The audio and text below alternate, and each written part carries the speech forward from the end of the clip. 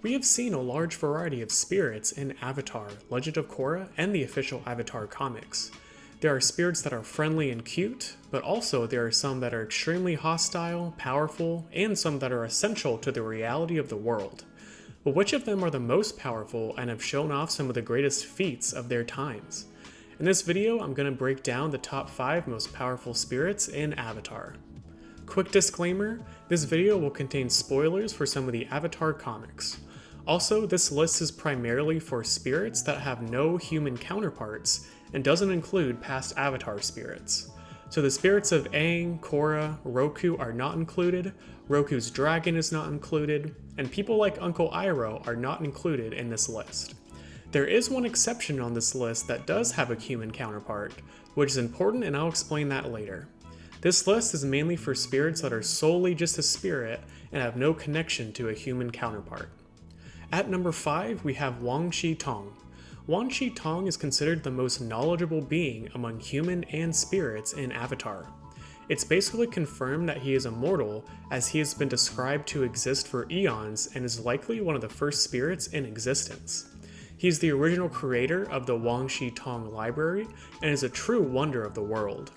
Throughout time, him and his knowledge seekers, which were the fox creatures we saw, collected knowledge of both the spirit and physical worlds to gradually create the enormous library.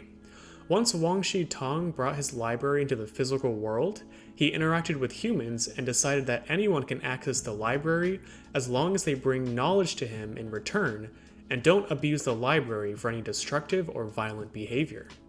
Wan Shi Tong is also powerful, as we see him attack Aang and the rest of Team Avatar in The Last Airbender, but his physical strength isn't much to brag at and dwarfs in comparison to other spirits.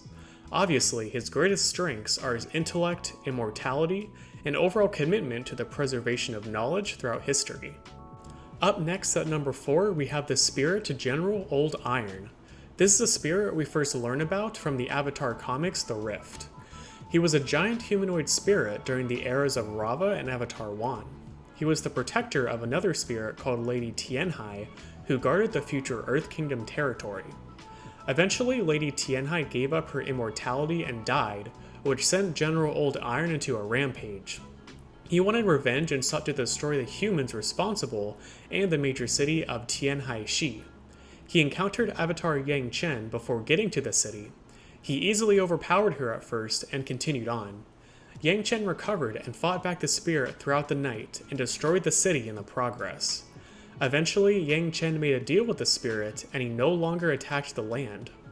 Later on in 102 AG, humans started building upon the sacred land that wasn't supposed to be touched, causing General Old Iron to emerge and start attacking again. Avatar Aang quickly challenged him. The two were both extremely powerful and equally matched for a time, even with Aang being in the Avatar state. Eventually, General Old Iron's armor got stripped off by Toph and her metal benders, and he surrendered, losing hope for balance in the world between humans and spirits, and he decided to turn himself into serpent lobster spirits and left to live in the sea. Given that General Old Iron fought and matched the strengths of 2 avatars, he definitely earned a spot on this list and posed a serious threat to the world. In terms of his physical strength, he is definitely among some of the most powerful spirits to ever live. At number 3, we have the Mother of Faces. This was a spirit that was also introduced in the Avatar comics. She is the mother of Ko the Face Stealer from The Last Airbender, and is by far one of the most powerful and ancient spirits that we know about. Since the dawn of time, she has crafted faces for both living and non-living things, placing a piece of herself in each face she created. Because of the Mother of Faces, people have identities and unique personalities, making her an essential spirit to the fabric of the world and how it functions. In addition to this ability, she can also grant people new identities by giving them a new face. Giving someone a new face involves altering their memories and emotions, both good and bad, basically creating an entirely different person from that point forward. Another unique ability is sensing if a person's face has been stolen by Ko the Face Stealer, and she is able to restore the victim's face to their original identity, but factors in the aging of the individual. It goes without saying that Mother of Faces is one of the most powerful spirits in existence. Although given her immense power, it doesn't really seem like she's capable of any mass destruction like some of the other spirits on this list. Without the existence of Mother of Faces, the world would be fundamentally different. Up next at number 2 we have Father Glowworm, which is a spirit introduced in the Kyoshi novels and serves as a main antagonist in those books. Father Glowworm has the power to create rifts between the spirit and physical worlds, so he is able to infect and attack humans and consume their blood. One of the major strengths of this spirit that makes it so dangerous is the ability to remain stealthy and undetected. For years, it mainly emerged in remote locations for limited periods of time when attacking humans. Because of its ability to create rifts, dark spirits were able to cross over into the physical world during the era of Yang Chen. This led to an overabundance of dark spirits in the physical world that Avatar Kuruk has to fight, which over time led to the corruption of his own spirit and led him to die at a very young age. Before his death, Kuruk found Father Glowworm and became cursed by him. They both fought, and Father Glowworm was severely weakened for a long period of time. Eventually, Jianzu, Kyoshi, and Yun all met the spirit when it correctly identified Kyoshi as the real Avatar. It kidnapped Yun and planned to devour him, but Yun seemingly outsmarted it and consumed the spirit, leading to a corrupted version of Yun from that point forward. He became extremely hostile and wanted revenge on everyone who falsely identified him as the Avatar, with Father Glowworm secretly guiding his evil intentions. Now, it might be a bit of a hot take to place Father Glowworm at number 2 and Mother of Faces at number 3.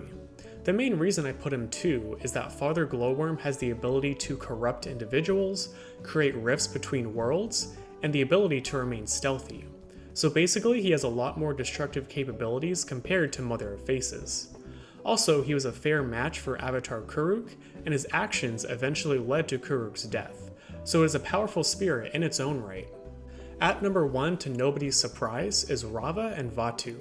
Since these spirits coexist and cannot live without the other, I consider them two sides to the same coin, and thus they share the number 1 spot. To me, it doesn't really make sense to place one above the other. Raava and Vaatu are the embodiments of lightness and darkness, and have immense powers. Raava had the ability to inhabit the bodies of humans and carried multiple elements as Wan was learning to master them. Raava eventually became the spirit of the Avatar after permanently fusing with the spirit of Wan, becoming Avatar Wan. Because of the fusing, avatars could enter the Avatar state, granting them immense power and the knowledge of all past avatars. They could also contact their past lives and ask them for advice or guidance. Vaatu had similar powers, but had some unique ones that were pure chaos and evil. He could magnify negative emotions and spirits and cause them to give in to their dark natures. Vaatu could create spirit vines that were infused with spiritual energy, which played a key role throughout the events of Legend of Korra. He could also create extremely powerful blasts of energy directly from its face. In a similar style to Raava, Vaatu can fuse with humans and did so with Unalaq to create a dark avatar. It's really no question that these two spirits are the most powerful ones in the universe of Avatar. And lastly, we have an honorable mention for the spirit of Princess Yue, the Moon Spirit. Like I said earlier, this is the one exception to the list primarily being composed of spirits with no human counterparts. Given that the spirit of the moon is so important, I so wanted to include the Moon Spirit on this list in some capacity. Princess Yue, the Moon Spirit, is another spirit that is essential to the functioning of the world. The moon is extremely important to keep balance in the world, and is important to the strength of the water tribes. We saw what happened when Zhao killed the fish that resembled the Moon Spirit, so it's essential that Yue transformed into the moon to keep the world from falling apart. In the comics, Yue continues to help out Team Avatar. She assisted Aang by creating a large tidal wave to reach the island where Roku's temple once stood. So that pretty much wraps it up for this video. What did you think of the list? Would you have ordered things differently or included some different spirits in the top 5? Let me know. I love learning about the spirit world in Avatar. It really is one of the most unique things about the series, and seeing the vast variety of spirits is super cool. I'm looking forward to seeing how the future Avatar projects utilize the spirit world moving forward. Let me know your thoughts below, and thanks so much for watching.